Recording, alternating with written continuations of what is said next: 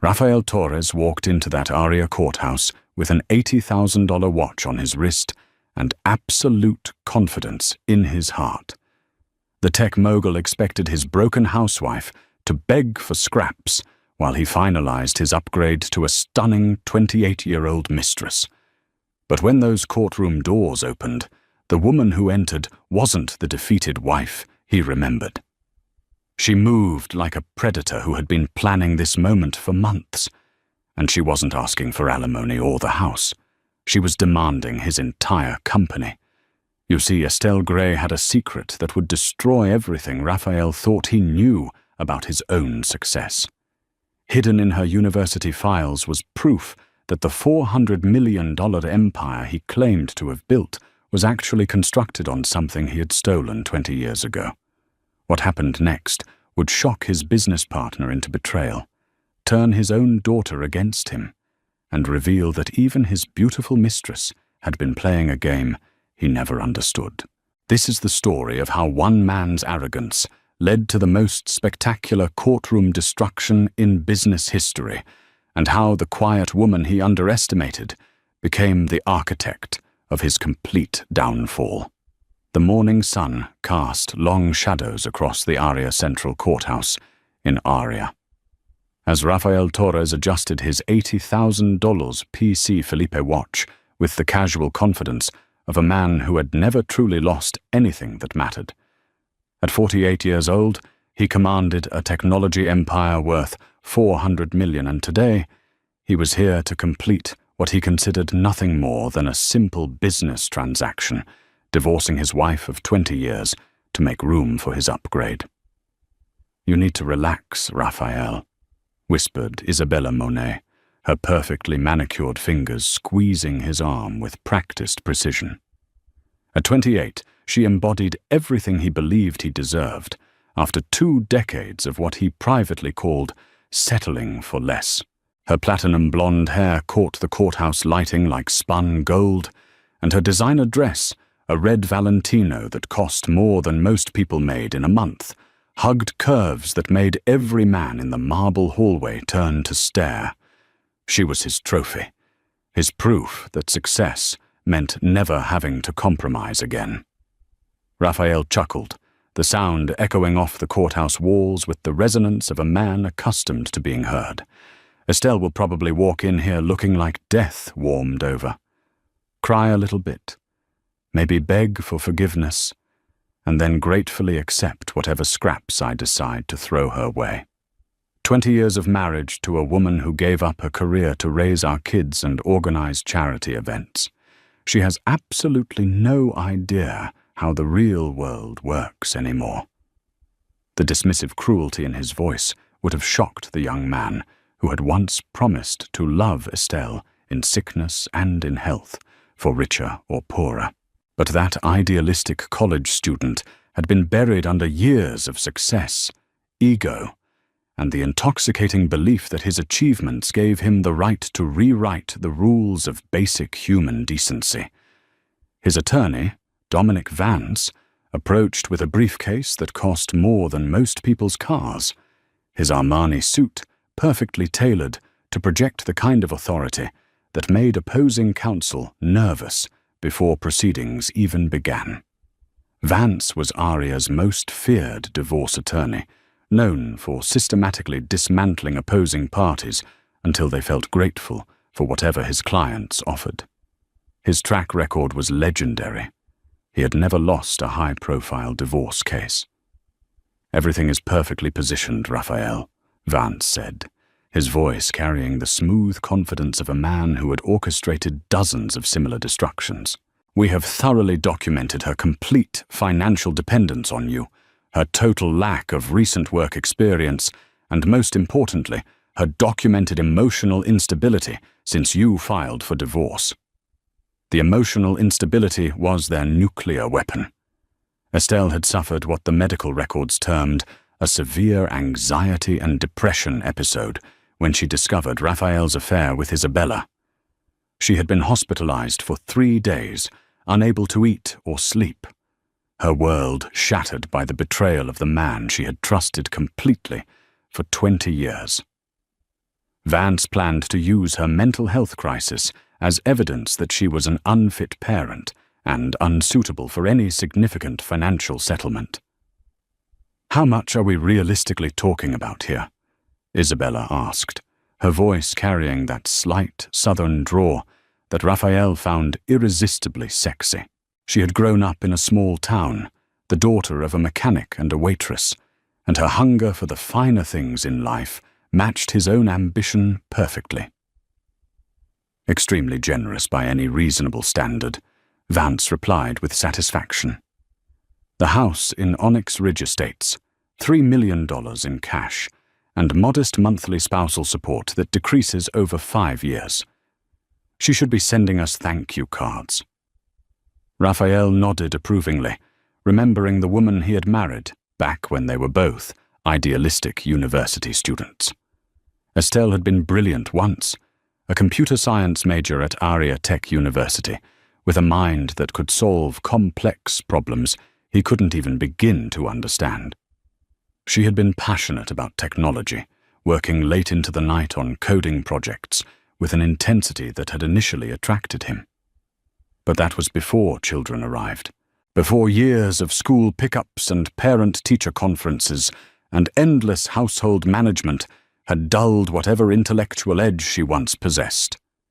She had become predictable, safe, boring, a wife who reminded him more of his suburban mother than the dynamic partner who should have been exciting a successful man.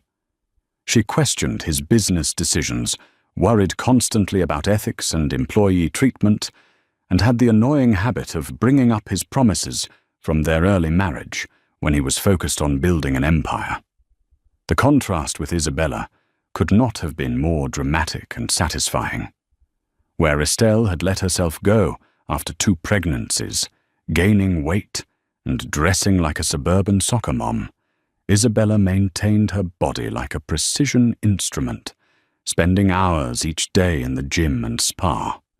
Where Estelle questioned his choices and made him feel guilty about his success, Isabella celebrated every achievement and encouraged his most ambitious plans. She understood that powerful men needed powerful women beside them, not anchors dragging them down toward mediocrity. "There she comes," Vance muttered, nodding toward the courthouse entrance with the tone of a hunter spotting his prey. Raphael turned, prepared to see the broken shell of the woman he had left 8 months ago. The Estelle he remembered from their final confrontation had been hollow-eyed and devastated, wearing one of those shapeless cardigans she seemed to live in, moving through their 20-room house like a ghost haunting the ruins of her former life. He expected tears, perhaps some dramatic pleading that would make him look reasonable and generous by comparison to the packed gallery of reporters who had come to witness the dissolution of one of Aria's most prominent power couples. Instead, a complete stranger walked through those imposing courthouse doors. This woman moved with unmistakable purpose and authority. Her previously mousy brown hair now cut in a sharp, professional bob that framed features Raphael barely recognized. Gone entirely was the soft uncertainty he remembered, the apologetic way she had moved through the world during their final months together. In its place was something harder, more focused, almost predatory in its intensity. She wore a navy blue power suit that spoke of boardroom authority rather than desperate pleading, and her grey eyes swept the crowded hallway with the calculating gaze of someone who owned every square inch of space she occupied. "Jesus Christ," Isabella breathed, and for the first time since Raphael had known her, uncertainty crept into her usually confident voice. The woman, who had once been his wife, approached their small group with measured steps that seemed to count down to some inevitable confrontation. When she spoke, her voice carried none of the trembling vulnerability Raphael had been counting on to make this process simple and humiliating for her. "Hello, Raphael," Estelle said crisply, extending a hand to Vance with the professional courtesy of one business leader greeting another. "Mr. Vance, I presume. I have been very much looking forward to our discussion today." Raphael found his voice only after a moment of stunned silence that felt like an eternity. "Estelle, you look completely different." "I have had 8 months to remember who I used to be," she replied evenly, her grey eyes meeting his without the slightest flinch or hint of the pain he had expected to see there. "Before I forgot myself entirely in service to someone else's dreams and ego." Something cold and unfamiliar settled in Raphael's stomach as he watched his ex-wife walk toward the courtroom with the confident stride of a woman who had nothing left to lose and everything to gain. This was absolutely not the script he had written for today's proceedings, and for the first time in years, Rafael Torres felt the uncomfortable sensation of being completely unprepared for what was about to happen to him. Inside courtroom 3B, Judge Elena Ramirez commanded immediate respect, with her no-nonsense demeanor and well-earned reputation for cutting through legal theatrics like a hot knife through butter. At 55, she had presided over some of Aria's most contentious and high-profile divorce cases, and something about the Torres divorce had already caught her sharp attention during the preliminary hearings that had taken place over the past month. Raphael settled into his chair with Isabella positioned beside him like a perfectly arranged accessory, while his expensive legal team arranged their papers with military precision and obvious confidence. Across the narrow aisle that might as well have been an ocean, Estelle sat with her attorney, Clara Dubois, a woman known more for meticulous preparation and brilliant legal strategy than flashy courtroom theatrics or media manipulation. The gallery behind them was packed with reporters, legal observers, and curious members of Aria's tech community who had heard whispers about what might unfold today. The Torres divorce had all the elements that made for compelling courthouse drama. Massive wealth, a beautiful younger woman, a scorned wife, and the kind of corporate intrigue that could reshape Aria's business landscape. The petitioner seeks dissolution of marriage with standard community property division, Vance began, his voice carrying the smooth authority of aged whiskey and countless courtroom victories. "Mr. Torres has built Apex Dynamics from absolutely nothing into one of Aria's most successful and internationally recognized technology companies. He respectfully requests reasonable settlement terms that accurately reflect his wife's limited contribution to their joint financial success." Judge Ramirez nodded thoughtfully, making careful notes on the legal pad before her. "And what exactly does Mrs. Gray seek in response to these proposed terms?" Clara Dubois rose slowly from her chair, her movements deliberate and measured like those of a chess master who had been planning her strategy for months. "Your Honor, my client is not requesting standard community property division. We are asking this court to carefully examine the true foundation upon which Apex Dynamics was built and to determine whether Mr. Torres has any legitimate legal right to claim ownership of the intellectual property that forms the core value of his company." The courtroom fell completely silent, except for the mechanical hum of fluorescent lights and the soft scratching of reporters' pens on paper. Raphael felt Vance stiffen noticeably beside him, and Isabella's perfectly manicured hand found his forearm again, her grip significantly tighter than it had been moments before. "Please elaborate for the court, Counselor," Judge Ramirez commanded, with the tone of someone accustomed to getting immediate and complete answers. "Your Honor, we intend to prove beyond any reasonable doubt that the revolutionary algorithm that powers Apex Dynamics and generates virtually all of its revenue was not created by Rafael Torres in his garage startup, as company mythology and press releases have claimed for the past 15 years. We will demonstrate conclusively that this technology was created entirely by Estelle Gray, then Estelle Valois, as part of her senior thesis project at the Aria Tech University Computer Science Department in 2004. Vance shot to his feet like a man who had been struck by lightning. "Objection, Your Honor. This is nothing more than harassment based on ancient history and selective memory. Mrs. Gray was a supportive spouse during the early years of the company's development. Nothing more than that." "Your Honor," Dubois continued with perfect calm, completely ignoring Vance's theatrical objection. "We have extensive documentation proving that the Nexus Core algorithm, which currently generates over 90% of Apex's annual revenue of $250 million, was entirely conceived, programmed, and tested by my client. Mr. Torres commercialized her work without any form of compensation, recognition, or legal transfer of intellectual property rights. This constitutes one of the most egregious cases of technology theft in Aria's business history." Raphael's carefully ordered world tilted slightly on its axis. Nexus Core. He had not heard that specific name spoken aloud in at least 15 years, had almost managed to forget that it had ever been called anything other than the Apex Core platform.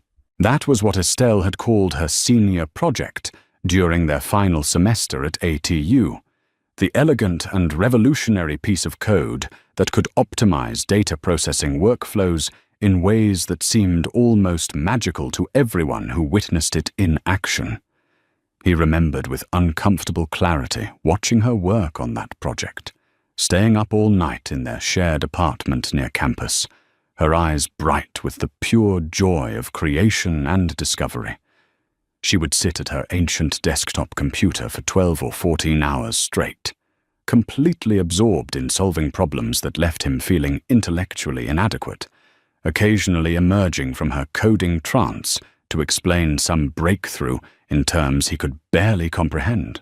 He also remembered with a growing sense of dread how seamlessly that revolutionary code had become the foundation of Apex just 2 years later, and how naturally he had begun presenting it as his own innovation when talking to potential investors, journalists, and industry conferences. It had not felt like theft at the time, he told himself defensively. They were married, planning a future together. What was hers was naturally his, and what was his was hers. That was how marriage worked, wasn't it? "This is completely ridiculous," Raphael whispered urgently to Vance. But his attorney's usually confident expression had been replaced by something that looked disturbingly like professional concern mixed with barely controlled panic. "Mr. Torres," Judge Ramirez addressed him directly, her sharp eyes studying his face with the intensity of a scientist examining a specimen. "Are you claiming under oath that you independently developed the technology that powers your company and generates its primary revenue stream?" The moment stretched like a taut wire ready to snap. Raphael had told this story so many times over the years in countless interviews and conference presentations and company promotional materials that it had become his unquestioned truth. In his official biography, in the company's founding mythology, in the narrative that had made him Oria's most celebrated tech entrepreneur, he was the brilliant visionary who had revolutionized data processing through pure genius and relentless innovation. Admitting anything different would not just be embarrassing or awkward. It would potentially destroy his legal claim to the company that bore his name, unravel the reputation he had spent 15 years building, and possibly expose him to criminal charges for fraud and intellectual property theft. "Yes, Your Honor," Raphael heard himself saying, the words emerging with more confidence than he actually felt. "The core technology was entirely my creation and my intellectual property." Estelle turned to look at him for the first time since entering the courtroom, and her expression was not angry or hurt or devastated as he had expected. Instead, it was something far worse and more unsettling. Disappointment mixed with what looked almost like pity, as if she were watching a stranger make a series of predictably self-destructive choices. "In that case, Your Honor," Dubois announced, while opening her expensive leather briefcase with practiced precision, "we would like to present compelling evidence to the contrary, beginning with Mrs. Gray's original thesis documentation, time-stamped and verified by the Aria Tech University Computer Science Department, Faculty and Administration." As Dubois began systematically distributing copies of documents that Raphael had not seen in nearly 20 years, he felt the first genuine spike of fear pierce through his carefully maintained confidence. These were not the desperate, flailing attempts of a broken housewife trying to extract sympathy from the court. This was the methodical, thorough preparation of someone who had spent months, possibly years, building an airtight legal case designed to destroy him completely. Isabella leaned close to his ear, her breath warm against his neck, but her voice carrying a sharp edge he had never heard before. "Raphael, what exactly is she talking about? You never mentioned anything like this to me, ever." For the first time in their entire relationship, Raphael Torres did not have a confident, reassuring answer for the beautiful woman beside him. He could only sit in growing dread and watch as his ex-wife methodically began dismantling the foundation of everything he had built his identity and reputation upon. Brick by carefully documented brick. The evidence presentation began with the surgical precision of a master prosecutor building an airtight murder case. Each piece of documentation building inexorably toward a conclusion that made Raphael's chest tighten with anxiety and growing panic with each passing minute. Clara Dubois moved through Estelle's meticulously organized materials like a conductor leading a symphony, every gesture calculated for maximum impact on both the judge and the packed gallery of observers. "Exhibit A, Your Honor," Dubois announced, while holding up a bound document that looked official and academically impressive. Mrs. Gray's senior thesis proposal, submitted to Dr. Annalise Beaumont of the Aria Tech University Computer Science Department on September 15, 2003. Please note the detailed description of what my client called the Nexus Core algorithm, including preliminary code samples and theoretical frameworks that would later become the foundation of a $400 million technology company. Judge Ramirez studied the documents carefully, while Raphael's mind raced through memories he had tried to suppress for years. He remembered that thesis proposal with uncomfortable clarity now. He had not only helped Estelle proofread the technical writing, he had marveled at her ability to see elegant solutions to problems that completely eluded him.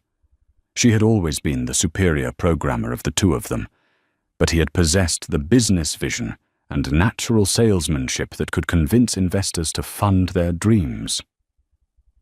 "Exhibit B, Your Honor," Dubois continued, while producing a worn external hard drive that looked like an artifact from the early 2000s. This device contains the complete and original source code for Mrs. Gray's thesis project, created and last modified during the spring semester of 2004. Our forensic computer analysis, conducted by 3 independent expert witnesses, confirms both its authenticity and its creation date beyond any reasonable doubt. Vance finally found his voice and his footing, rising from his chair with the practiced authority of a man who had salvaged hopeless cases before. "Your Honor, this proves absolutely nothing more than that Mrs. Gray worked on similar concepts during her college years. Thousands of computer science students explore ideas that later find commercial application through the hard work and business acumen of others. This is hardly unusual or legally significant." "Similar concepts?" Dubois' voice carried a note of genuine incredulity that resonated throughout the courtroom.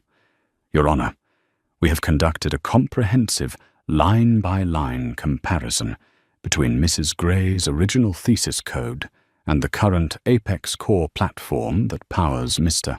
Torres's company. The correlation is 94.7% identical in all core functions, with the remaining differences consisting entirely of cosmetic updates and user interface improvements.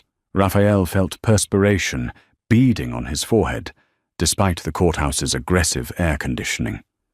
Beside him, Isabella shifted uncomfortably in her designer chair, her earlier confidence beginning to evaporate as the true implications of what they were hearing became impossible to ignore or dismiss. Furthermore, Your Honor, Dubois produced another thick set of documents from her seemingly endless briefcase. We have email correspondence between Mr. and Mrs. Torres dating from 2004 through 2007 during the crucial early years of Apex development. In these communications, Mr. Torres repeatedly and explicitly refers to your brilliant algorithm, your revolutionary Nexus core system, and discusses detailed plans to build our company around your technological breakthrough. The emails. Raphael remembered those emails with a sinking feeling of dread.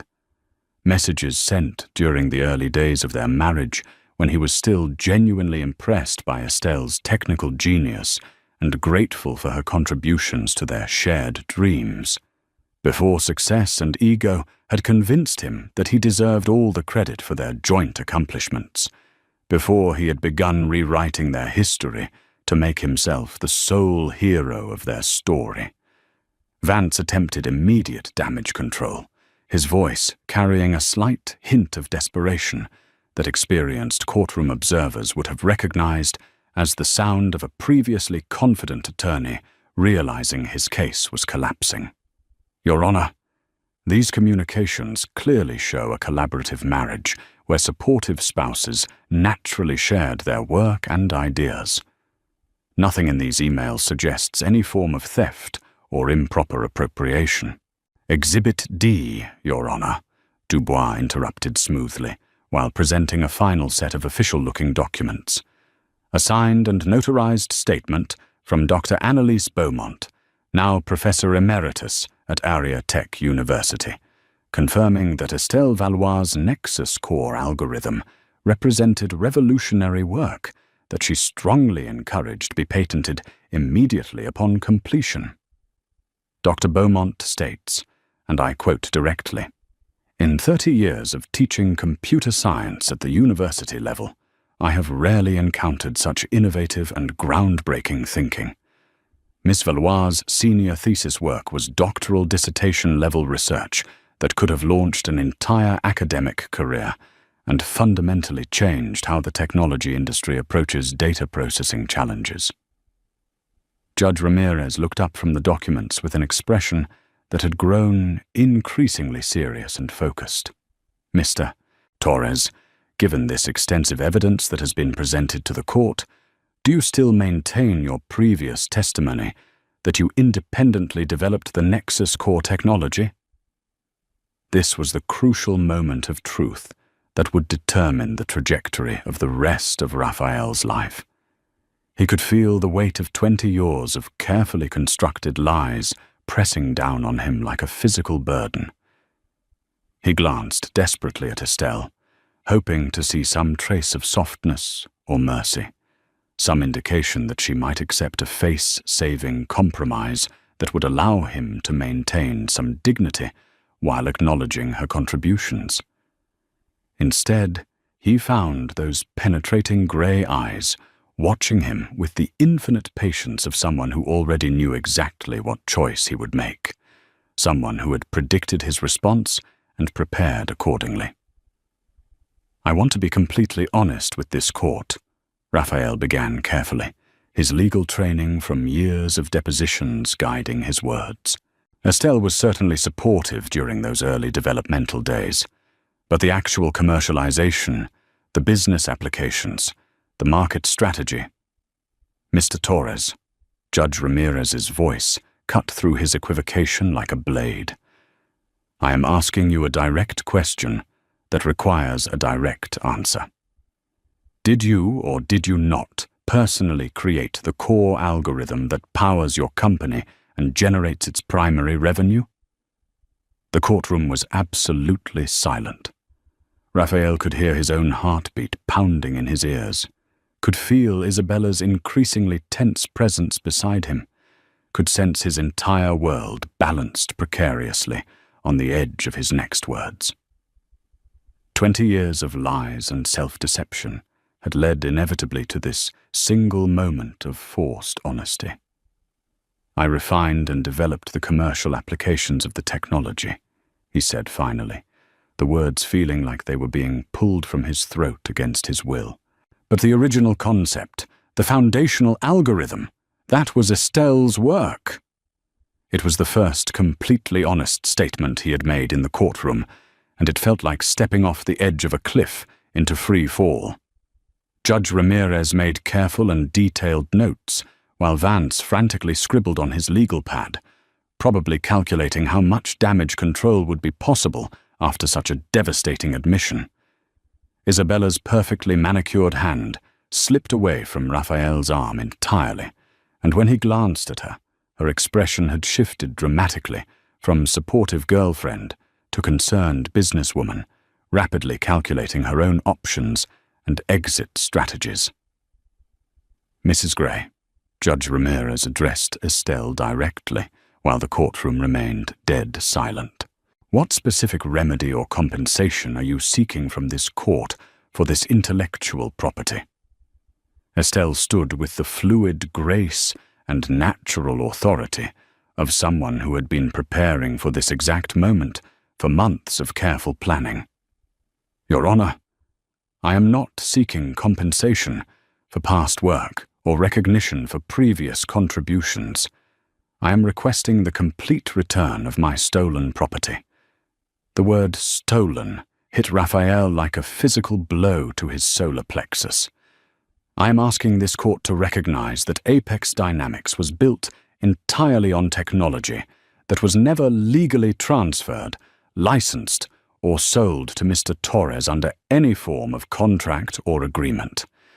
I am requesting majority ownership of the company I actually created, with full authority to determine its future direction and leadership.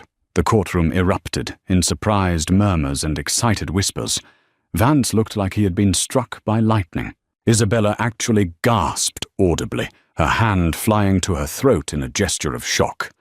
And Rafael Torres, millionaire technology entrepreneur and Aria business icon, felt his carefully constructed world begin to crumble around him in real time.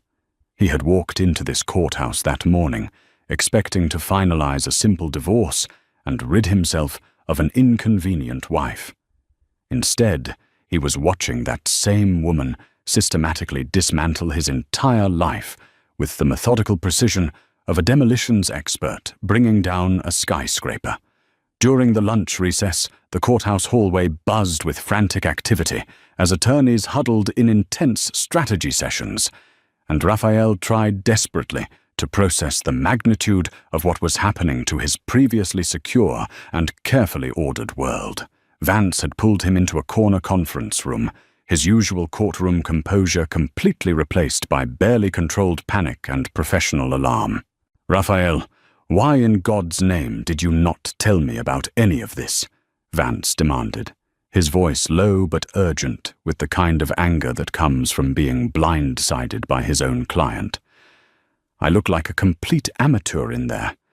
If she has a legitimate legal claim to the core intellectual property of your company, we are not just talking about a messy divorce settlement. We could be looking at criminal fraud charges, complete corporate restructuring, and the total destruction of your professional reputation. It was 20 years ago, Raphael interrupted, running his hands through his hair with increasing desperation.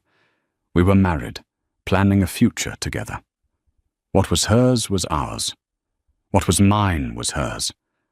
I never thought she would be vindictive enough to use our shared history against me like this. She was always so supportive, so understanding. You never thought she would be smart enough to use it against you, Isabella finished coldly. She stood with her arms crossed tightly across her chest, studying Raphael with an expression he had never seen before, as if she was seeing him clearly for the very first time. "This woman is not the broken-down housewife you described to me, Raphael. She has been planning this systematic destruction for months, maybe even years." Raphael looked desperately between his lawyer and his girlfriend, suddenly feeling very alone, despite being surrounded by people who were supposed to be on his side. "We can fight this. There has to be some statute of limitations, some marital property law that protects spouses from this kind of retroactive attack. Not if she can prove intentional fraud and ongoing deception," Vance said grimly, loosening his expensive tie as if it were choking him. "If the entire foundation of your company is based on her work that was never legally transferred through proper contracts or agreements, we are looking at potential criminal prosecution, not just civil liability. The district attorney could decide to make an example of you." A new voice interrupted their increasingly desperate huddle, and Raphael turned to see a familiar figure approaching through the crowded hallway. "Having second thoughts about your brilliant legal strategy?"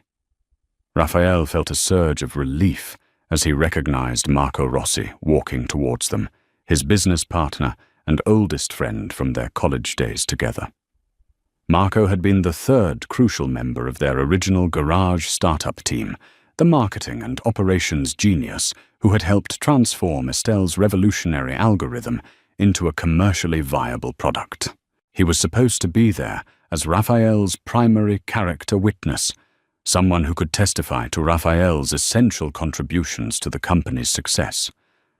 "Marco, thank God you are here," Raphael said with genuine gratitude. "Please tell them this whole thing is completely insane. You were there from the very beginning.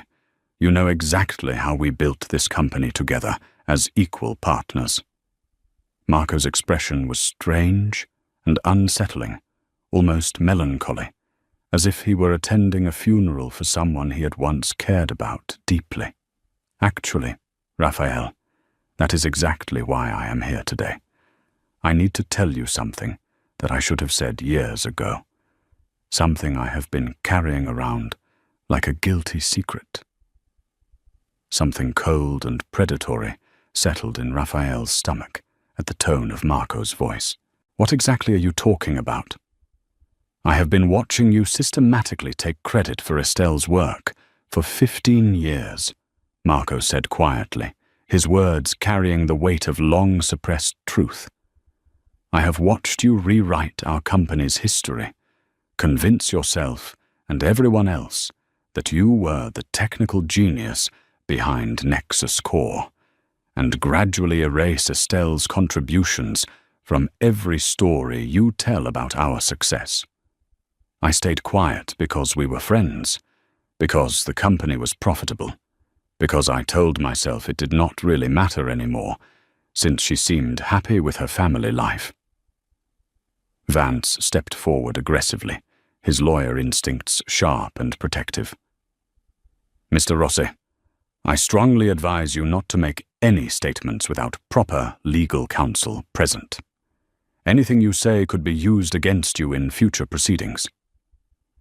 Marco ignored the attorney completely, his eyes fixed on Raphael with an expression of profound disappointment. "But it does matter, and it always mattered. Estelle created something truly revolutionary, and you have spent 20 years pretending it was your innovation. I cannot watch you try to destroy her reputation to protect a lie that we all know is a lie." Raphael felt the solid ground beneath his feet beginning to shift and crack. "Marco, you cannot be serious about this. We are business partners. We have been friends since college. We built this company together from nothing." "No, Raphael, you and I marketed and commercialized what Estelle built. There is a very important difference between those two things, and I am tired of pretending there is not."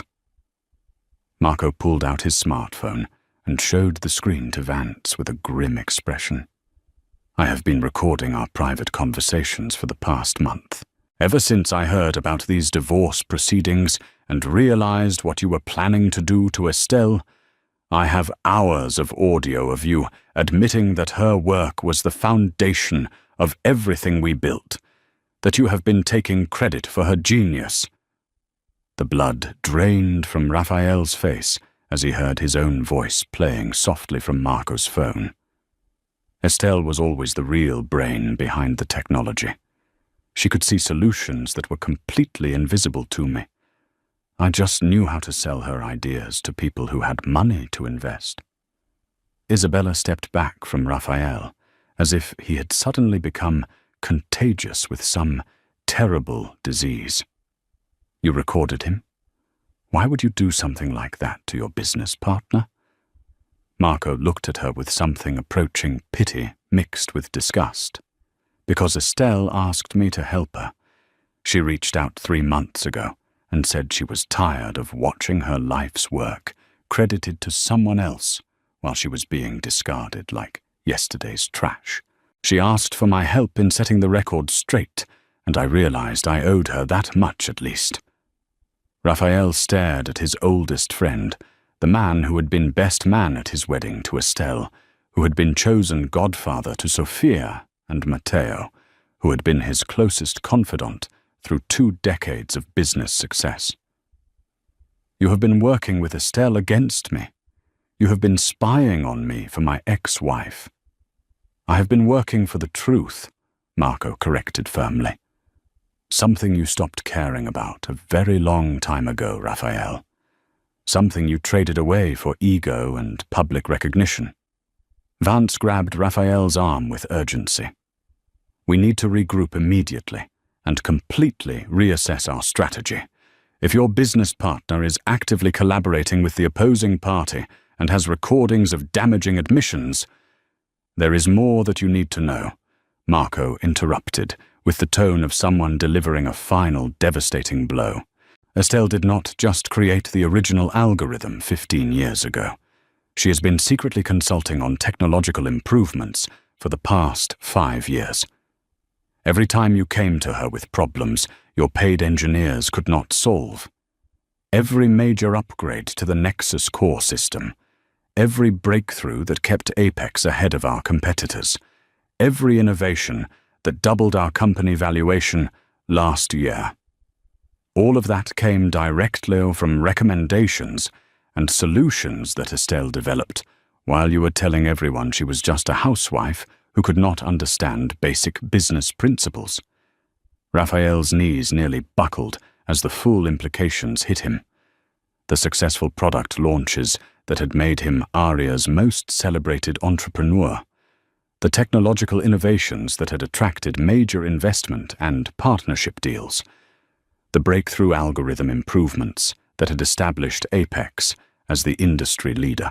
All of it had come from suggestions that Estelle had made during their increasingly rare conversations about his work challenges.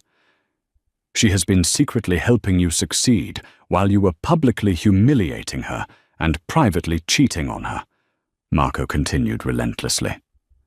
While you were telling investors and journalists that she was just a suburban housewife who could not possibly understand your sophisticated business, she was solving the technical problems that your team of highly paid engineers could not figure out.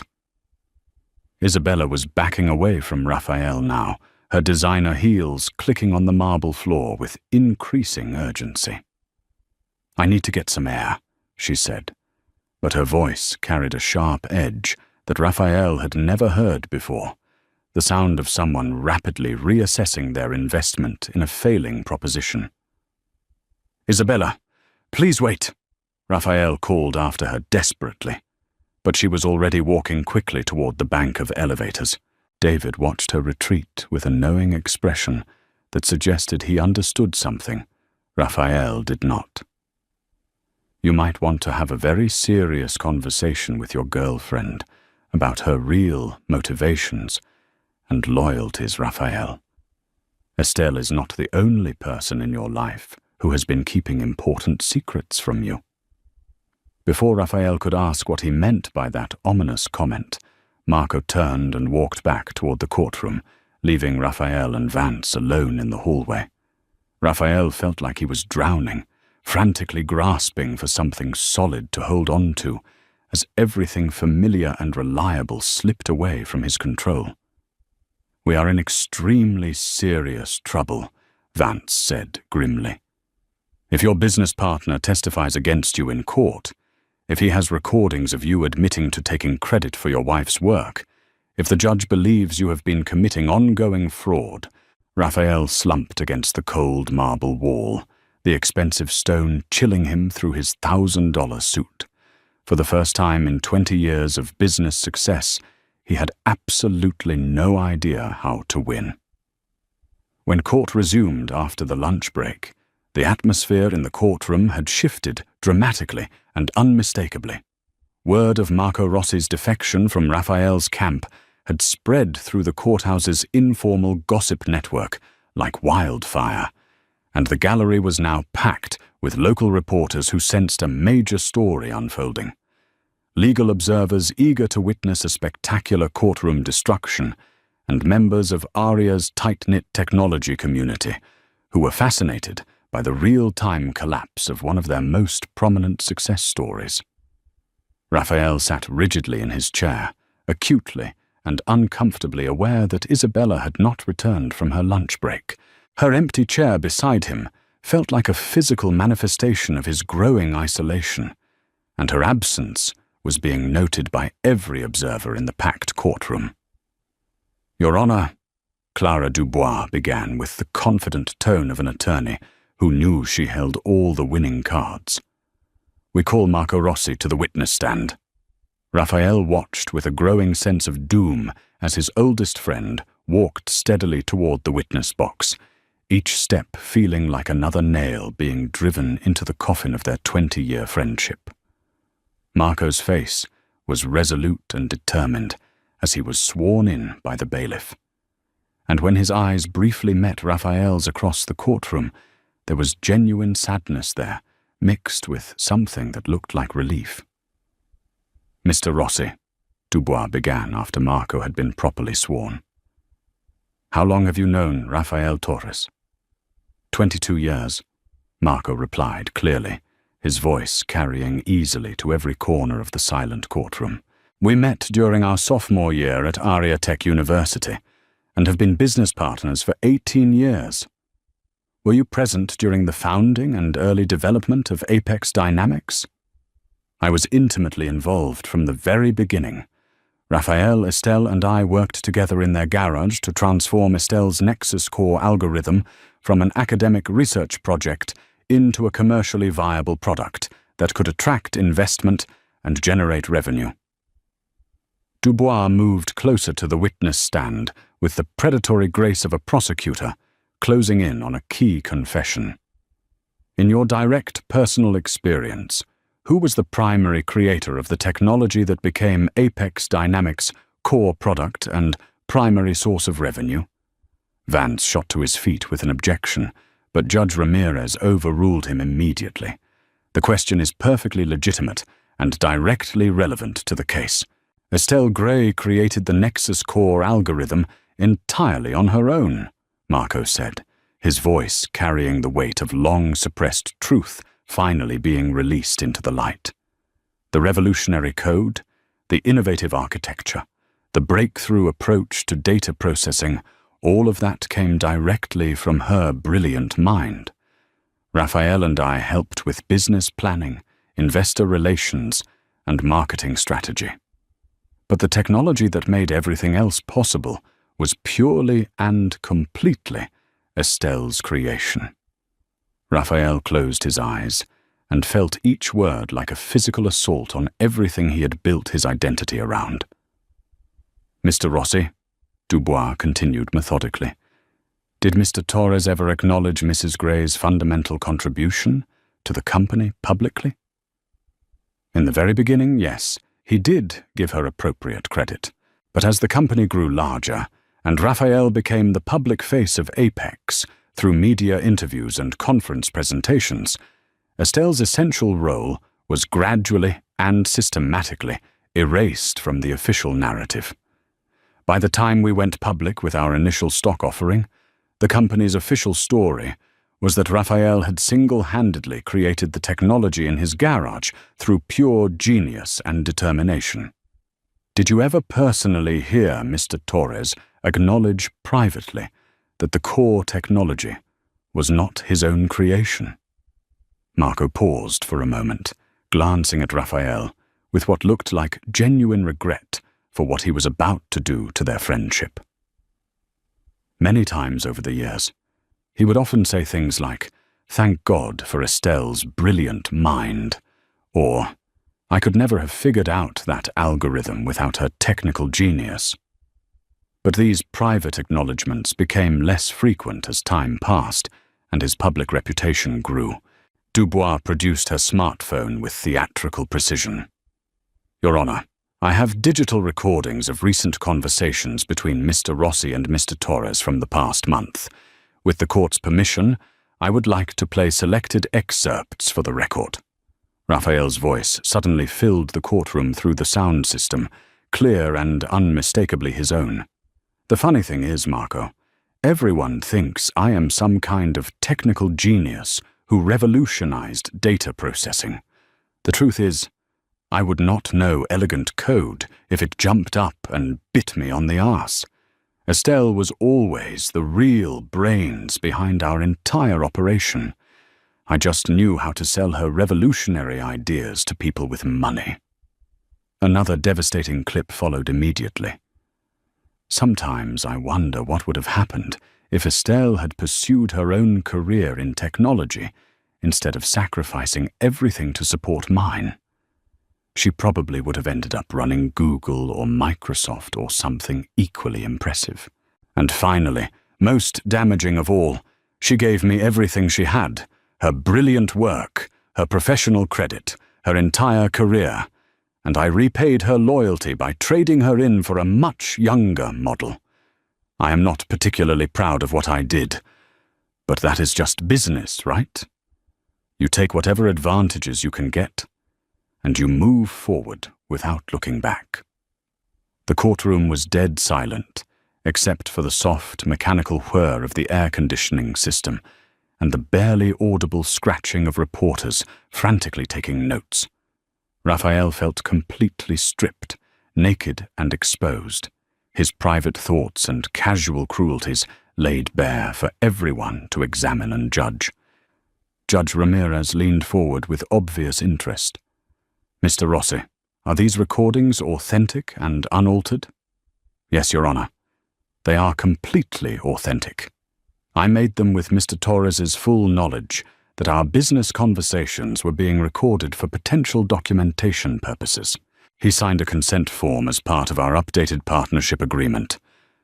It was absolutely true, and Raphael remembered with sinking dread signing something that Marco had presented as standard legal protection for their business discussions. He had never imagined those recordings would ever be used as weapons against him in a courtroom. Vance attempted a desperate cross-examination, trying to paint Marco as a disgruntled business partner or someone with his own financial motivations. But Marco was completely unshakable in his testimony. Yes, he had been working closely with Estelle to document the truth about the company's origins. Yes, he believed she deserved full recognition and appropriate compensation for her revolutionary contributions. No, he did not believe Raphael had intentionally committed fraud in the very beginning of their partnership. But yes, he absolutely believed that the continued denial of Estelle's essential role had become fraudulent and deeply unethical over time. When Marco finally stepped down from the witness stand, he paused beside Raphael's table and leaned down to speak quietly. "I am genuinely sorry it came to this, Raphael, but someone had to tell the truth, and it should have been you." As his former best friend and business partner walked away, Raphael realized with devastating clarity that he was now completely alone. No supportive business partner, no loyal girlfriend. Facing an ex-wife who had spent months methodically preparing for this moment, while he had arrogantly assumed she was simply grieving their failed marriage and would eventually accept whatever scraps he chose to offer her. "Your Honor," Dubois announced, "we call our final witness, Sophia Torres." Raphael's head snapped up in complete shock and disbelief.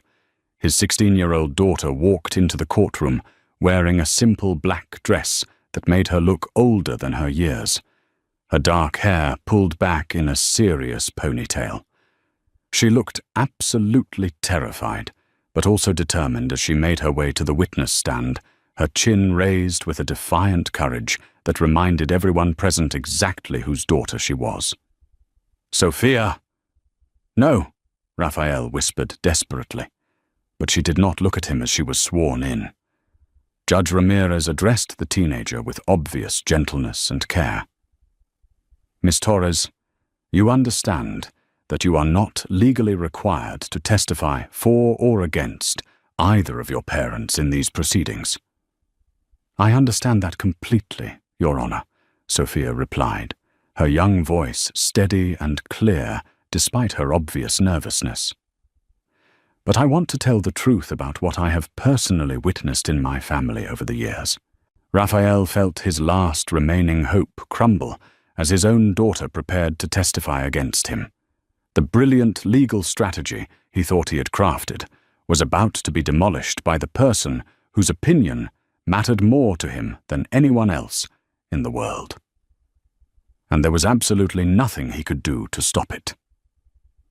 Sophia Torres sat in the witness chair with a composure and natural dignity that reminded everyone in the courtroom exactly whose daughter she was and which parent had been her primary role model. At 16, she had inherited her mother's sharp, analytical mind and her father's natural presence. But what struck Raphael most profoundly was the deep disappointment in her eyes when she finally looked directly at him. "Sophia," Clara Dubois began with obvious gentleness and care for the teenager's emotional state. "I know this must be extremely difficult and painful for you. Please tell the court about your parents' working relationship during your childhood." "My parents always worked as a real team," Sophia said clearly, her voice carrying to every corner of the silent courtroom.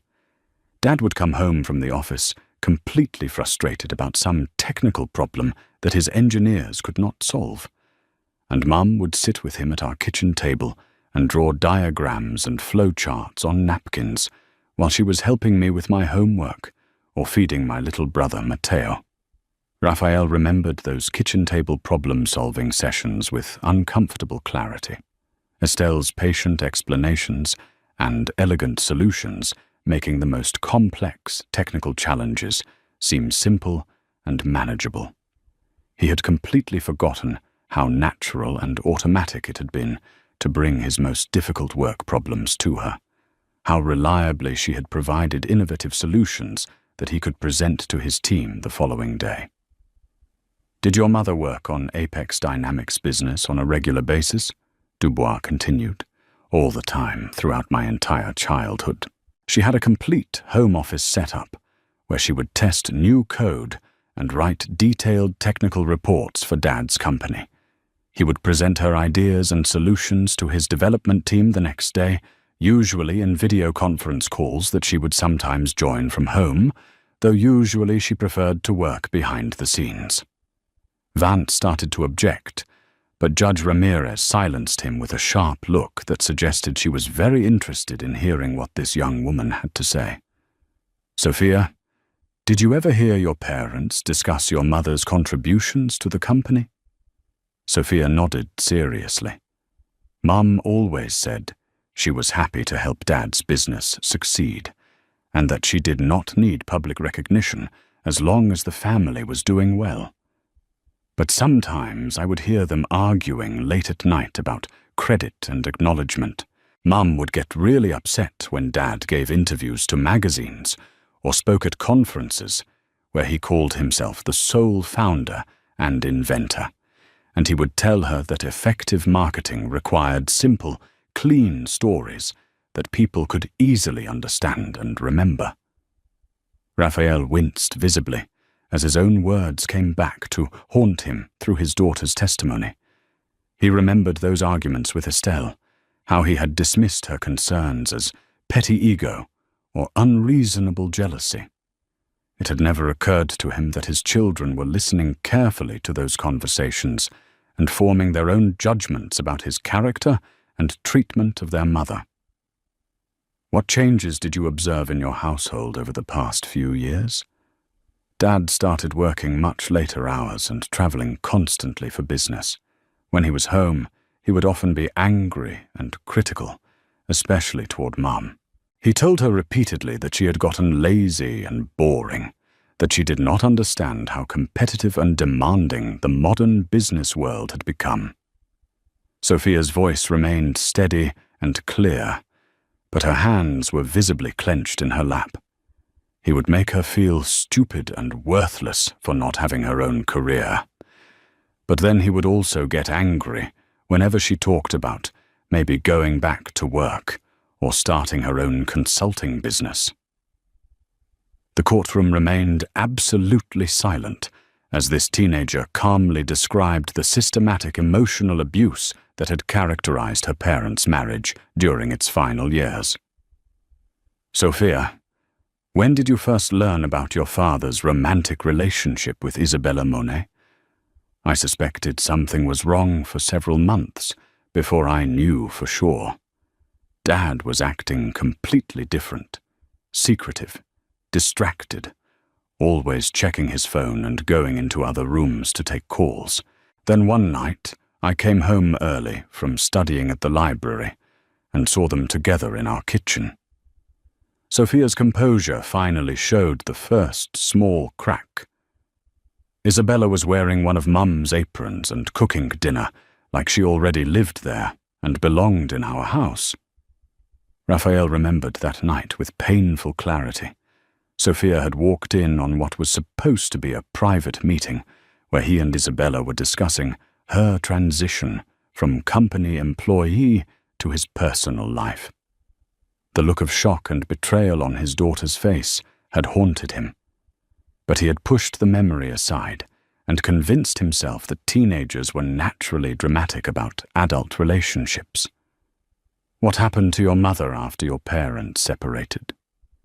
She had a complete emotional breakdown and had to be hospitalized for severe depression and an anxiety.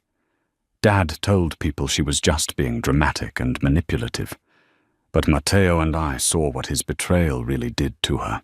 She lost over 20 lay-bees because she could not eat. She could not sleep for weeks. She could not concentrate on anything. Sophia looked directly at her father with an expression of profound disappointment. She felt completely worthless as a human being because the person she had spent 20 years supporting and building up was now telling the entire world that she had never contributed anything valuable to his success. Dubois approached the witness stand carefully. Sophia, has your mother discussed her current plans regarding Apex with you? She never wanted to hurt Dad's company or put our family's financial security at risk. For months, she tried to find some kind of solution that would give her appropriate recognition for her work without destroying what she and Dad had built together over all those years. What changed her mind about that approach? Sophia glanced at her mother sitting in the gallery, then returned her attention to Dubois. She realized that staying silent and letting the lies continue was actually helping Dad hurt other people. The company culture at Apex became really toxic because Dad surrounded himself with people who would flatter his ego and agree with everything he said instead of challenging his decisions or offering better ideas. A lot of good employees were leaving the company, and technological innovation was getting stagnant because nobody wanted to suggest improvements that might make Dad look less brilliant. Raphael felt a chill of recognition. Several key employees had indeed left Apex in recent months, citing concerns about company direction and leadership style in their exit interviews. Mum also discovered that Dad had been planning to write her completely out of the company's history. He commissioned an official biography about Apex's success story that was going to be published next year, and it never mentioned her contributions at all. When she saw the preliminary manuscript, she realized he intended to erase her existence from their story entirely. The biography project. Raphael had indeed commissioned a high-profile business writer to create a book about Apex's rise to success, positioning himself as the visionary founder who had revolutionized an entire industry. He had never once considered how Estelle would feel reading a version of their shared history that rendered her completely invisible. "Your Honor," Sophia said, turning to address Judge Ramirez directly, with remarkable poise for someone her age. "My mother created something truly revolutionary, and then spent 20 years watching someone else take complete credit for her work. She supported our entire family and Dad's career, while her own dreams and ambitions were completely forgotten. She deserves to have her brilliant work recognized and acknowledged." Dubois indicated she had no further questions. Vance's cross-examination was necessarily brief and completely ineffective. Aggressively attacking a 16-year-old girl's testimony about her parents' marriage and her own childhood experiences was a no-win situation that would only make him look cruel and desperate. As Sophia stepped down from the witness stand, she stopped beside Raphael's table and leaned down to speak quietly. "I love you, Dad, and I always will. But what you did to Mum was wrong, and it hurt our entire family. I really hope that someday you will understand that and find a way to make things right." Raphael watched his daughter walk back to sit beside her mother in the gallery, and for the first time in months, he saw them clearly as they really were. Estelle had her arm around Sophia protectively, providing comfort and strength and unconditional support. They looked like a complete and healthy family unit, and Raphael realized with devastating clarity that he was now the outsider looking in at the life he had thrown away. He had traded his real family for an illusion of masculine success and sexual conquest, and now both the family and the illusion were slipping irretrievably away from his grasp. The afternoon recess felt like a funeral procession as Raphael stepped into the courthouse hallway, his world having been systematically dismantled by the three people he had trusted most in his life. Vance was frantically making phone calls to other attorneys and legal experts, seeking some desperate strategy or procedural loophole that might salvage their catastrophic position, but his increasingly frantic tone and body language suggested he was finding no viable solutions to their crisis. Raphael's phone buzzed constantly with urgent messages from reporters seeking statements, board members demanding explanations, and Apex employees who had heard rumors about the proceedings and were concerned about their job security. The company's stock price was already dropping precipitously as word leaked about the intellectual property dispute, and his carefully constructed business empire was literally cracking apart in real time as the market responded to news of the courtroom revelations. "Raphael." Isabella's familiar voice came from behind him, and he turned with a surge of desperate relief. He spun around to see her walking toward him through the crowded hallway, and for a brief moment he felt hopeful that at least one person in his life remained loyal and supportive. She looked as perfectly composed and beautiful as always, every strand of blonde hair precisely in place, her makeup flawless despite the stress and drama of the day.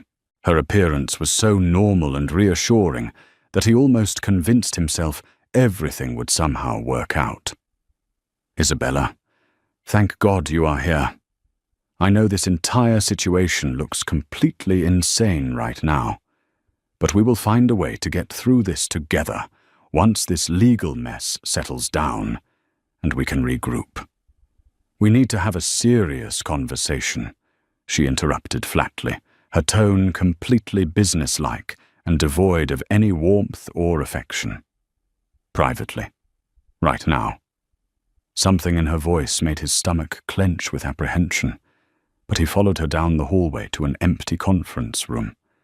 Isabella closed the door behind them with deliberate precision and turned to face him with an expression he had never seen before, cold, calculating, almost predatory in its complete lack of emotion. "Raphael, I need you to understand something very clearly," she began in a tone that sounded like a business executive delivering bad news to shareholders. "I am not going down with your sinking ship." "What are you talking about? This is just a temporary legal challenge. We have resources. We have options. We can fight this." "With what exactly?" Isabella's voice cut through his desperate optimism like a knife. "Your company was built on stolen technology that you have been lying about for 20 years. Your business partner has completely turned against you and has recordings of you admitting to fraud. Your own teenage daughter just testified about your character and treatment of her mother. Your stock price is in complete freefall as we speak." She paused, studying him like a scientist examining an interesting specimen under a microscope. "You are completely finished, Raphael." Raphael stared at the woman he had destroyed his marriage for, the person he had believed was deeply in love with him. "Isabella, you love me. We have been making plans for our future together." She laughed, and the sound was like breaking glass, sharp and cutting, and completely devoid of warmth. "Love, Raphael? I am 28 years old. I look like a fashion model, and I have an MBA from a top business school. Do you honestly think I fell in love with your sparkling personality and brilliant conversation skills?" The words hit him like physical blows to his chest and stomach. "I do not understand what you are saying. I was attracted to your success, your power, your wealth, and your status in Aria's business community. Take all of those things away, and what is left? A middle-aged man who betrayed his family and built his entire reputation on lies and stolen credit." Isabella moved to the conference room window to check her reflection, smoothing her hair with practiced vanity. "I am not the kind of woman who stands by her man through adversity and scandal. I am the kind who finds a better man with better prospects." Raphael felt dizzy and nauseous. "Isabella, please, we can work through this together. I can rebuild my career. I can start over." "No, Raphael, you really cannot." She turned back to him with an expression of cruel finality. "Because I haven't been completely honest with you either about my motivations and activities." Something in her tone made his blood run cold with fear. "What do you mean by that?" Isabella smiled, and it was not the warm, seductive expression he remembered from their intimate moments together. It was cold and calculating and completely without mercy. "I have been systematically documenting everything, Raphael. Every private conversation where you admitted to taking credit for Estelle's work, every plan you made to minimize her divorce settlement, every cruel and dismissive comment you made about your wife and children. Why would you do something like that to me?" "Insurance and leverage," she said simply, as if she were discussing the weather. "I always knew this relationship might not work out permanently. I needed to protect my own interests and establish my own value as a potential witness or source of information. So I have been very carefully recording our most private conversations for months." Raphael's knees nearly gave out as the full scope of her betrayal became clear. "You have been spying on me this entire time. I have been securing my own future, just like you taught me to do in business. Always maintain leverage. Always have multiple exit strategies. Always be prepared to cut your losses when an investment goes bad." Isabella pulled out her smartphone and showed him a recording application that had clearly been used extensively. "I have hours and hours of audio recordings of you, Raphael. You admitting to intellectual property theft, you planning to cheat your wife out of a fair settlement, you saying horrible and degrading things about your own children." The betrayal was so complete and devastating that Raphael literally could not process the scope of what she was telling him. "What do you want from me?" "I want to make a deal with Estelle's legal team. My testimony and my recordings in exchange for complete immunity from any potential criminal charges related to your business practices and fraud." Isabella's voice was matter-of-fact, as if she were discussing mundane business arrangements. "I need to position myself publicly as a victim of your manipulation and deception, not as an accomplice or co-conspirator." Raphael grabbed her arm desperately. "You cannot do this to me. We were partners in this relationship." She pulled away from his touch with obvious disgust. "We were never partners, Raphael. You were a stepping stone to bigger and better opportunities, and now you have become a liability that could damage my reputation and future prospects." Isabella headed for the conference room door, then paused with her hand on the handle. "Oh, and Raphael, you might want to very carefully check your company's financial records and confidential files. I have had complete access to your home office computer system for months. Estelle's legal team might have significantly more evidence against you than you realize."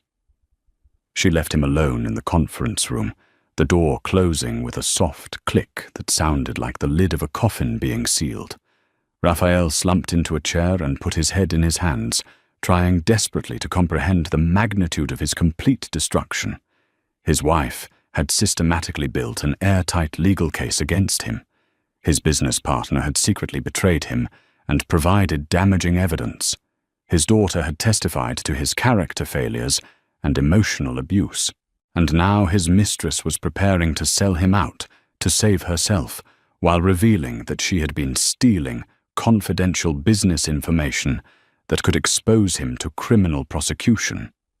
Every single relationship in his adult life had been poisoned by his arrogance, greed, and casual cruelty. He had assumed that everyone around him was weak, grateful, and easily manageable. Instead, they had all been watching, documenting, and preparing for this moment when his house of cards would finally collapse under the weight of his own lies and betrayals. Vance knocked on the conference room door urgently. "Raphael, we need to discuss plea bargain options immediately. If the FBI decides to get involved in these intellectual property theft allegations, if there are potential criminal charges." Raphael looked up at his attorney and saw yet another person whose loyalty was purely transactional and would evaporate the moment his ability to pay legal fees disappeared. How long would it be before Vance abandoned him, too? He had walked into this courthouse that morning, believing he was in complete control of his life and destiny. Now he realized he had been the only person in the entire situation who did not understand what was really happening around him. The king was dead. Long live the queen. When court reconvened for the final session of the day, the atmosphere was electric with anticipation and barely contained excitement. News of the morning's devastating revelations had spread far beyond the courthouse walls, and the gallery was now packed to capacity with reporters from major news outlets, legal observers from across the state, and curious members of the public who had been drawn by social media coverage of a tech mogul's spectacular real-time destruction. Raphael sat at his defendant's table, feeling utterly and completely alone in the world. Vance had managed to locate another experienced attorney willing to assist with damage control, but their whispered conversations carried the desperate, futile tone of people trying to negotiate surrender terms rather than achieve any kind of victory or favorable outcome.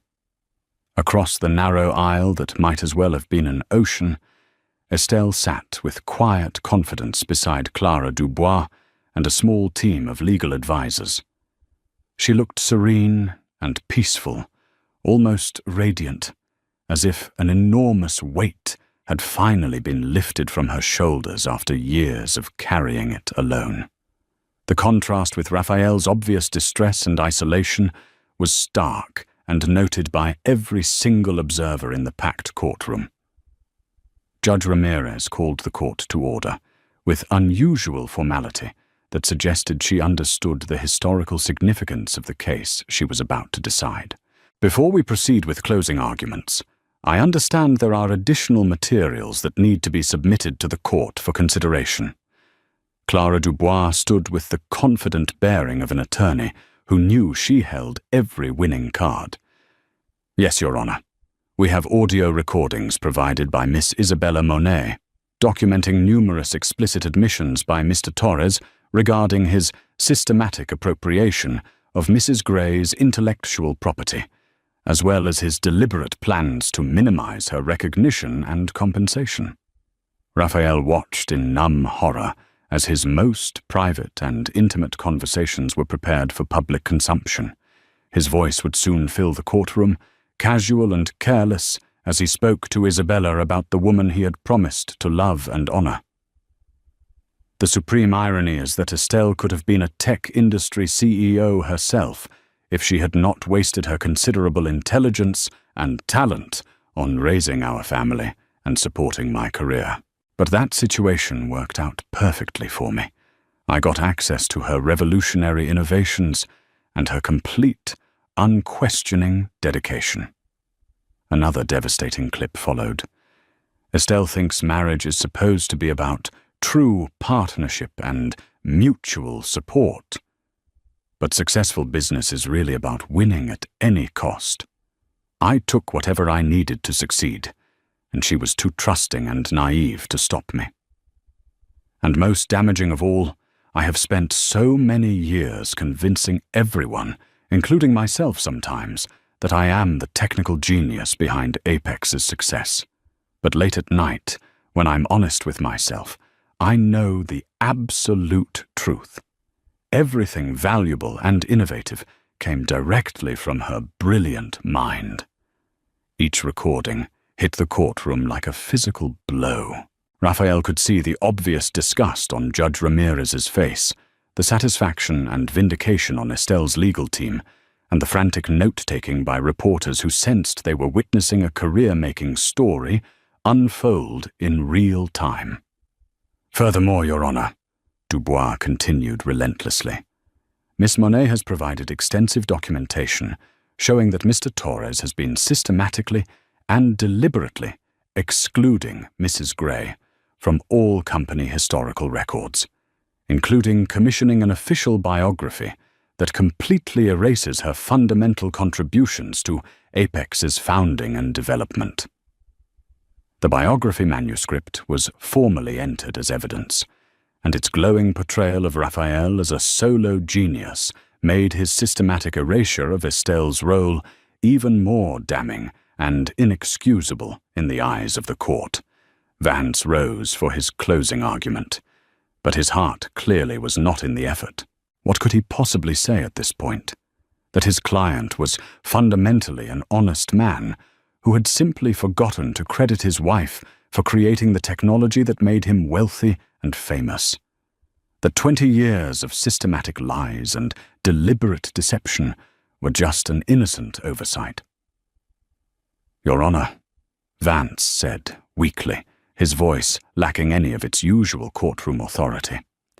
Mr. Torres built a highly successful company that currently employs over 800 people and contributes significantly to Aria's economic development and technological reputation.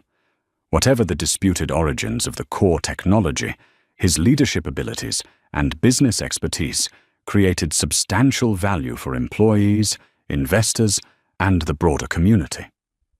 It was a pathetically weak argument, and everyone in the courtroom knew it. Clara Dubois' closing argument was devastating in its elegant simplicity and moral clarity. Your Honor, this case is fundamentally about theft, not theft of money or physical property, but theft of recognition, credit, professional reputation, and life opportunities. Mr. Torres systematically stole his wife's revolutionary work and built his entire public reputation on it, while simultaneously erasing her contributions from every aspect of their shared story. Dubois gestured towards Estelle with obvious respect and admiration.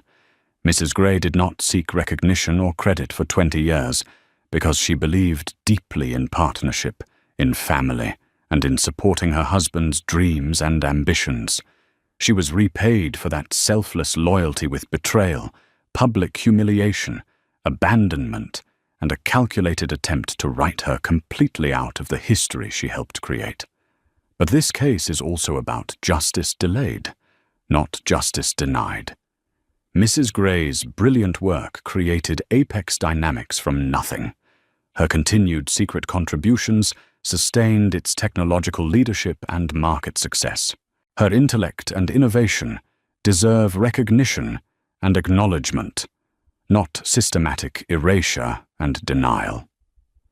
Dubois paused dramatically, letting her words resonate throughout the silent courtroom.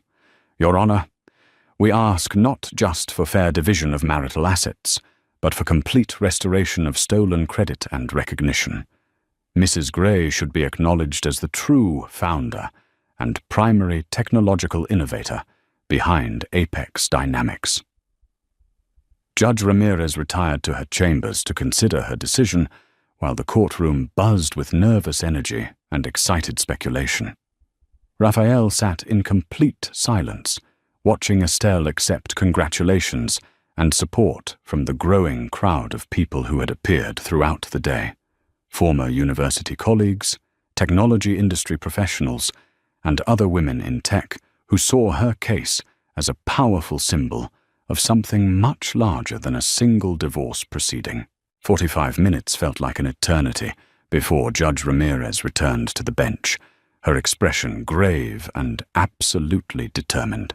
This court has rarely encountered a case that so clearly demonstrates the systematic appropriation of intellectual property within the context of a marriage, she began, her voice carrying the full weight of judicial authority. The evidence presented to this court has been both overwhelming in scope and deeply disturbing in its implications. Raphael's chest tightened with dread as he prepared to hear his fate. Mr. Torres has explicitly admitted, both in formal deposition testimony and in multiple recorded private conversations, that the foundational technology of Apex Dynamics was created entirely by Mrs. Gray. His continued claims of authorship and innovation constitute deliberate fraud that has been perpetuated for nearly 2 decades. The word fraud echoed through the courtroom like a gunshot, and Raphael felt his remaining hopes crumble.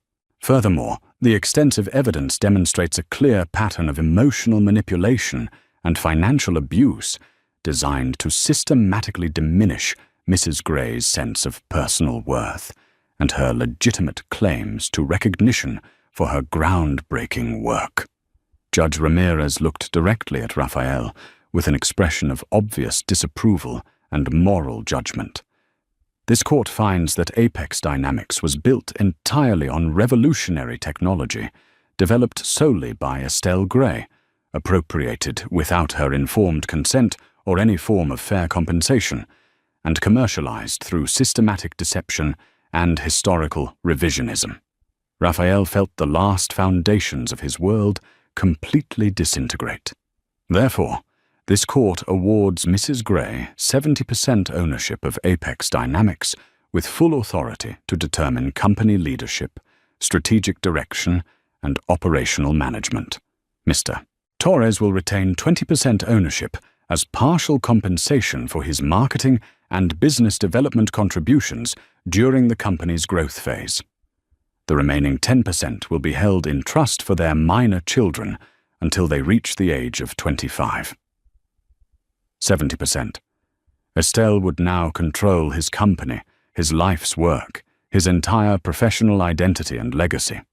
Additionally, Mr. Torres will be required to publicly acknowledge Mrs. Gray's role as the true creator of the Nexus core technology and primary innovator behind Apex's revolutionary success through press releases, media interviews, and corrections to all existing company historical materials. The gavel fell with a sound like thunder, and Rafael Torres's 20-year reign as Aria's most celebrated tech entrepreneur officially ended in complete disgrace. As reporters rushed to get exclusive statements, and Estelle was surrounded by supporters and well-wishers, Rafael sat completely alone at his defendant's table, staring in shock at the wreckage of everything he had built on lies and betrayal. He had gained the world by stealing someone else's work and lost his soul in the process. Now he had lost the world as well, and there was no path back to redemption. 6 months after the courthouse devastation that destroyed his empire and restored Estelle's stolen legacy, Rafael Torres sat in a modest coffee shop in South Aria, surrounded by the kind of ordinary people he had once looked down upon with casual arrogance. The $60 artisanal lattes he used to order without thinking had been replaced by simple black coffee from a ceramic mug, a small but constant reminder of his dramatically reduced circumstances and shattered social status. The Aria Business Journal lay folded beside his cup, its front page dominated by a glowing profile of Apex Dynamics' remarkable transformation under new CEO Estelle Gray. The company's stock price had not only recovered from the initial shock and volatility of the ownership transfer, but had reached record highs as Estelle implemented technological innovations that had been stalled for years under Rafael's increasingly paranoid and ego-driven leadership. Estelle Gray has transformed Apex from a company that was coasting on past achievements into a dynamic innovator that is once again pushing the boundaries of what is possible, read a quote from a prominent industry analyst. Her visionary technical leadership, combined with ethical business practices and genuine employee empowerment, has created a workplace culture that attracts the very best talent from across the entire technology sector. Rafael closed the newspaper with hands that trembled slightly from a combination of medication side effects and emotional stress.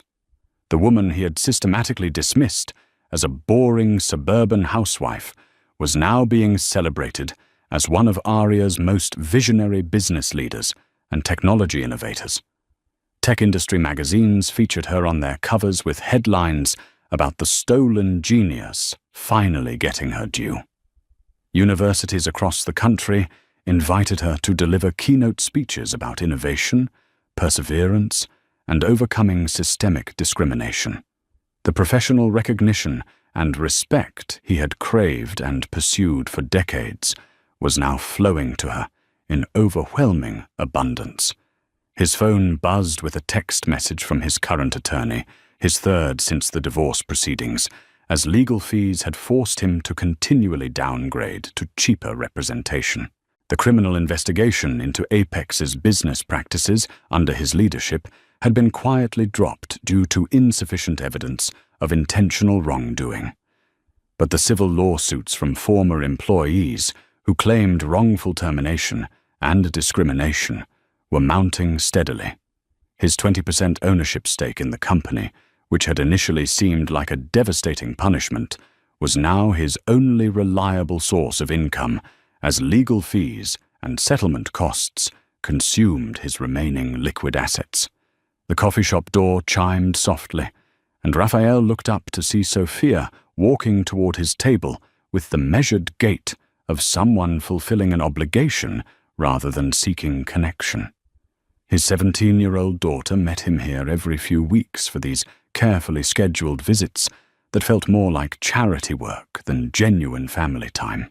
"Hi, Dad," Sophia said, as she settled into the worn chair across from him.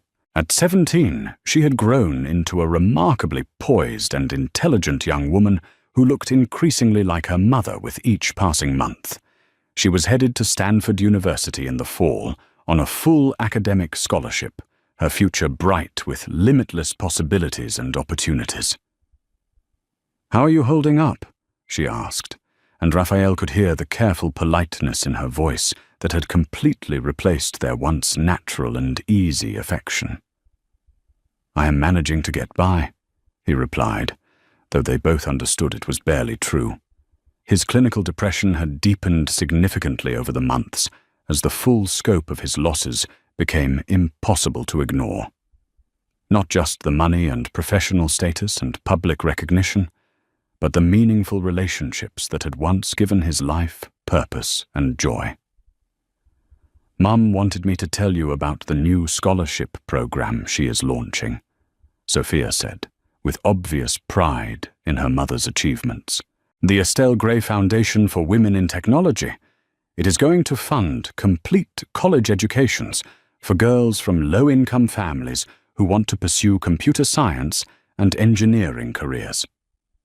Raphael nodded without surprise, recognizing the generous impulse as exactly the kind of thing the Estelle he had originally married would have wanted to do before he had convinced her that her dreams and ambitions mattered less than supporting his career and ego. She has also been asked to testify before Congress next month about intellectual property rights and gender discrimination in the technology industry, Sophia continued. The story of what happened to her has apparently become a powerful symbol for thousands of women who have had their work overlooked, minimized, or stolen by male colleagues. Raphael felt a familiar stab of emotion that fell somewhere between genuine regret and bitter envy. Estelle was rapidly becoming exactly the kind of respected public figure and policy influencer he had always desperately wanted to be. Someone whose opinions shaped industry standards and government regulations.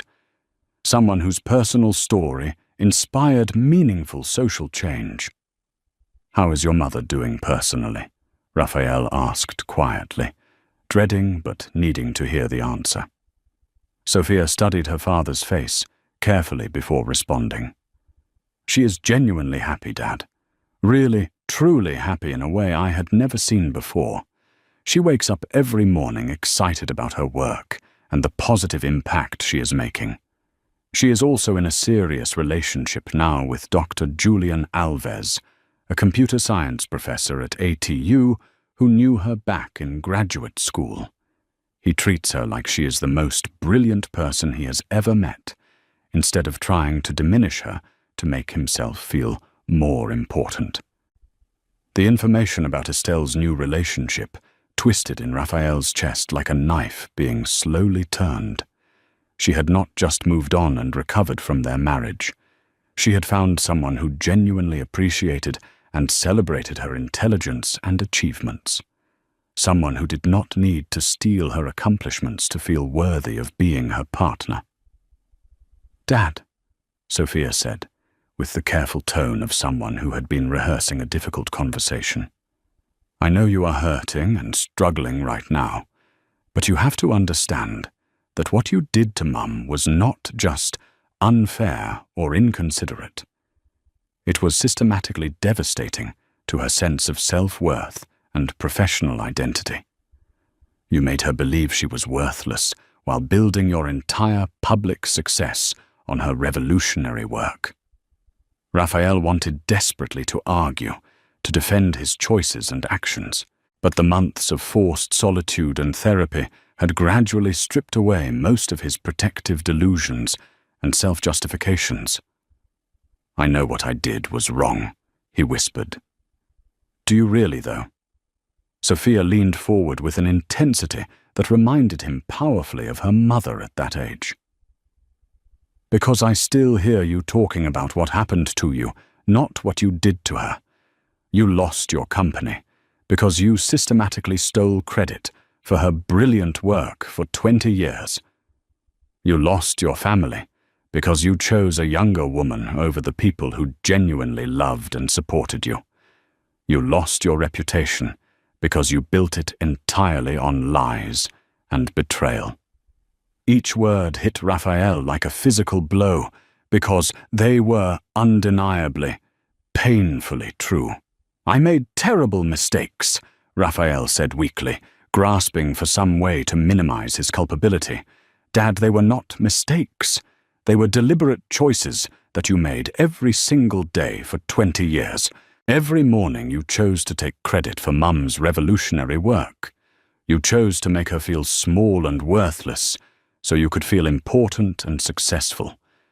You chose to betray our entire family for a woman who was obviously using you for your money and status." Sophia pulled out her smartphone and showed him a social media post that made his stomach clench with recognition. It was Isabella Monet, now working as a marketing consultant in Dallas, posting about her role in helping expose corporate fraud and systematic discrimination against women in technology. She had successfully repositioned herself publicly as a principled whistleblower rather than an opportunistic accomplice who had betrayed him to save her own reputation. "Even she is doing significantly better than you are right now," Sophia said, with obvious sadness for her father's situation. Because she understood how to cut her losses intelligently and reinvent herself when circumstances changed. "But you are still sitting here feeling sorry for yourself instead of figuring out how to become a better person who deserves respect." Raphael stared at his daughter, seeing his ex-wife's brilliant analytical mind combined with a moral clarity and strength of character that highlighted his own ethical failures in sharp, unforgiving relief. "What would you have me do at this point?" "Start by actually taking full responsibility for what you did," Sophia replied firmly. "Not just admitting that you were wrong, but truly understanding why your choices were wrong and working actively to make genuine amends. Mum does not want or need your apology. At this point, she has moved far beyond needing your validation or recognition. But Matteo and I still need a father who is worthy of our respect and love." She gathered her purse and stood to leave, her movements carrying the confident grace of a young woman who knew her own worth and would never allow anyone to diminish it. "I will see you in a couple of weeks. Please think seriously about what I said." Raphael watched his daughter walk away, her shoulders straight with the kind of self-assurance he had tried to steal from her mother for 20 years. He was alone again in the coffee shop, surrounded by the consequences of his choices, finally beginning to understand the true cost of the life he had built on systematic lies and casual cruelty. 2 years had passed since the courthouse reckoning that completely destroyed Rafael Torres's empire and fully restored Estelle Gray's stolen legacy to its rightful place in technology history. The Aria tech community had long since moved past the initial scandal, embracing Estelle as one of its most respected and influential leaders, while Raphael gradually faded into relative obscurity and irrelevance. Apex Dynamics, now officially renamed Gray Innovations to honor its true founder and primary innovator, occupied a gleaming new corporate campus in South Aria that had become a model for ethical technology companies worldwide. The company culture Estelle had deliberately built from the ground up emphasized collaboration over competition, ethical leadership over profit maximization, and genuine recognition for all contributors, regardless of their gender, background, or seniority level. Employee satisfaction scores consistently ranked as the highest in the entire technology industry, and the company's breakthrough innovations in sustainable data processing had attracted global attention from environmental organizations and government agencies. Estelle stood in her spacious corner office, looking out at the Aria skyline as she prepared for her afternoon presentation to the City Council about expanding technology education programs in underserved communities throughout Central Texas. The Estelle Gray Foundation had already funded complete college scholarships for over 300 young women pursuing careers in computer science and engineering, and her advocacy work had led to significant policy changes around intellectual property rights and workplace discrimination at both state and federal levels. Her phone buzzed with a text message from her fiancé, Dr. Julian Alves, a computer science professor at Aria Tech University, who had known her during their graduate school days, but had reconnected with her only after her public vindication. He understood and celebrated her passion for technological innovation, not as a threat to his own professional ego, but as one of the qualities he most admired and respected about her as both a colleague and life partner. Incredibly proud of you, as always. Dinner at 8 to celebrate another day changing the world for the better. Estelle smiled warmly, remembering how foreign such unconditional supportive partnership had felt when they first began dating seriously. After 20 years of having her contributions systematically minimized and dismissed, being with someone who actively celebrated her professional successes and intellectual achievements had required significant emotional adjustment and healing. A soft knock on her office door interrupted her thoughts. Her executive assistant entered with an expression of genuine surprise mixed with curiosity. Estelle, there is someone here to see you who does not have an appointment. Rafael Torres. He says he has something that belongs to you, and that he needs to return it personally. Estelle felt the familiar tightness in her chest at the mention of her ex-husband's name, though the sharp pain of their complicated shared history had gradually dulled to a manageable ache over the months of therapy and personal growth. She had not seen Rafael since their final custody hearing 18 months ago, when they had worked out a practical arrangement that prioritized their children's emotional well-being above their own complicated feelings and unresolved conflicts. "Please send him in," she said, after a moment of careful consideration. Rafael entered her impressive office, looking significantly older than his 50 years. The confidence, swagger, and natural authority that had once defined his public persona were completely replaced by something that resembled genuine humility mixed with deep regret. He wore a simple blue button-down shirt instead of the expensive designer suit she remembered, and his hair had gone completely grey at the temples in a way that made him look distinguished, but also somehow diminished. "Hello, Estelle," he said quietly, his voice carrying none of its former commanding presence. "Thank you for agreeing to see me without advanced notice." "Rafael," she gestured toward the comfortable chairs arranged in front of her desk, deliberately choosing not to sit behind it in a position of authority or dominance. Whatever this unexpected conversation was going to be, she wanted it to happen between equals rather than as some kind of power dynamic. "What can I do for you?" Rafael reached into a worn canvas messenger bag and carefully pulled out a familiar leather portfolio that made Estelle's breath catch in her throat. It was her original senior thesis from their university days, complete with all her handwritten notes and calculations. She had not seen it in nearly 20 years and had assumed it was lost forever.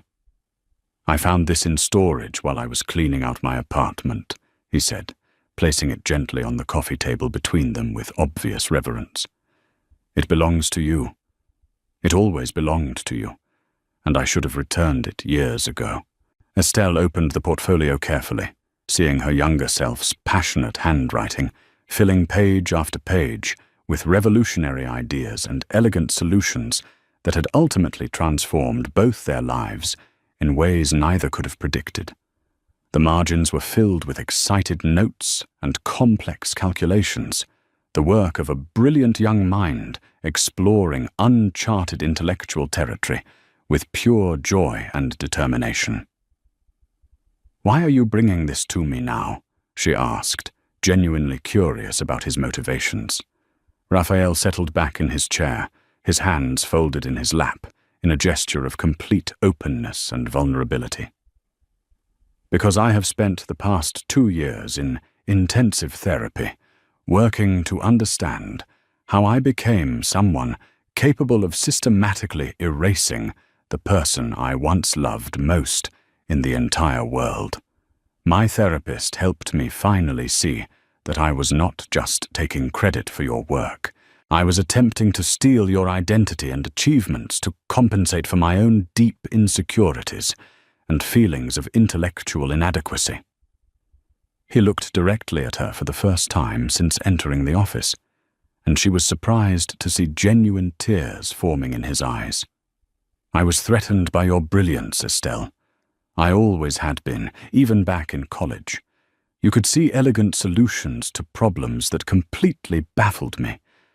And instead of celebrating that incredible gift, I felt diminished and threatened by it. So I started taking credit for your ideas as a way to feel worthy of being your intellectual equal and life partner. Estelle felt something fundamental shift inside her chest as she heard him articulate the emotional truth that had underlain all his destructive behavior. This was the first time Raphael had ever acknowledged the psychological reality beneath his actions, not just their practical consequences or legal implications. The credit-taking became a habit, then a deliberate strategy, then a complete delusion, Raphael continued with obvious difficulty. I convinced myself over the years that my business skills and marketing abilities were what made your ideas commercially valuable, that I somehow deserved equal credit for transforming your academic research into profitable products. But the absolute truth is that I was always just the salesman. You were the true visionary and innovator. Tears were now flowing freely down Raphael's face, and Estelle realized with shock that she had never once seen him cry during their entire 20-year marriage. Not during their wedding ceremony, not at their children's births, not even during their devastating divorce proceedings. I destroyed our family and threw away 20 years of genuine partnership to chase an ego boost from a woman who saw me as nothing more than a convenient meal ticket, he said, his voice breaking with genuine emotion. I traded away the most extraordinary person I had ever known to feel temporarily important to someone completely ordinary and manipulative. It was the most catastrophically stupid failure of judgment in human history. Estelle found herself unexpectedly moved by his raw honesty and obvious emotional pain, though she remained appropriately cautious and guarded. Raphael, I genuinely appreciate you acknowledging all of this so clearly, but why now? What do you want from me? Nothing at all, he said with simple sincerity that surprised her. I do not want your forgiveness because I understand that I do not deserve it and never will. I do not want any kind of reconciliation because that possibility ended when I made my choices and you have built a much better life without me in it. I simply wanted you to know that I finally understand the full magnitude of what I destroyed and that I am working every single day to become someone worthy of our children's continued respect and love. He reached into his messenger bag again and pulled out a thick manila envelope, placing it beside the thesis portfolio.